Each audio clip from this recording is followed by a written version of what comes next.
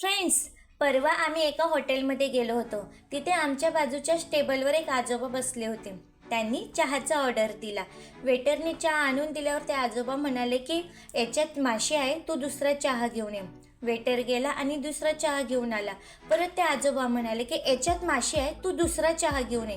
तो वेटरने परत तो कप उचलला आणि दुसरा चहा घेऊन आला.